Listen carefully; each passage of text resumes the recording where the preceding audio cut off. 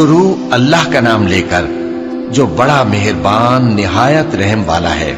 لوگوں اپنے پروردگار سے ڈرو کہ قیامت کا زلزلہ ایک حادثہ عظیم ہے۔ اے مخاطب، جس دن تو اس کو دیکھے گا اس دن یہ حال ہوگا کہ تمام دودھ پلانے والی عورتیں اپنے بچوں کو بھول جائیں گی اور تمام حمل والیوں کے حمل گر پڑیں گے، اور لوگ تجھ کو مدہوش نظر آئیں گے، حالانکہ وہ مدہوش نہیں ہوں گے بلکہ عذاب دیکھ کر مدہوش ہو رہے ہوں گے۔ بے شک اللہ کا عذاب بڑا سخت ہے، اور بعض لوگ ایسے ہیں جو اللہ کی شان میں علم کے بغیر جھگڑتے اور ہر شیطان سرکش کی پیروی کرتے ہیں، جس کے بارے میں لکھ دیا گیا ہے کہ جو اسے دوست رکھے گا تو وہ اس کو گمراہ کر دے گا اور دوزخ کے عذاب کا رستہ دکھائے گا۔ لوگوں،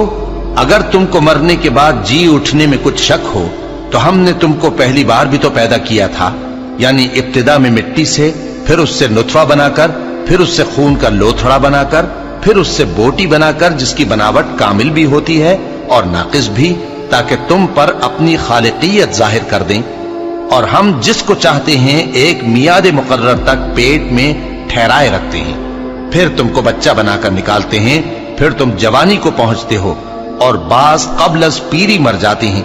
اور بعض بڑھاپے کی نہایت خراب عمر کی طرف لوٹائے جاتے ہیں کہ بہت کچھ جاننے کے بعد بالکل بے علم ہو جاتے ہیں۔ اور اے دیکھنے والے، تو دیکھتا ہے کہ ایک وقت میں زمین خشک پڑی ہوتی ہے، پھر جب ہم اس پر مے برساتے ہیں تو وہ شاداب ہو جاتی اور ابھرنے لگتی ہے اور طرح طرح کی بارونق چیزیں اگاتی ہے۔ ان قدرتوں سے ظاہر ہے کہ اللہ ہی قادر مطلق ہے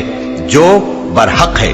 اور یہ کہ وہ مردوں کو زندہ کر دیتا ہے، اور یہ کہ وہ ہر چیز پر قدرت رکھتا ہے، اور یہ کہ قیامت آنے والی ہے اس میں کچھ شک نہیں، اور یہ کہ اللہ سب لوگوں کو جو قبروں میں ہیں جلا اٹھائے گا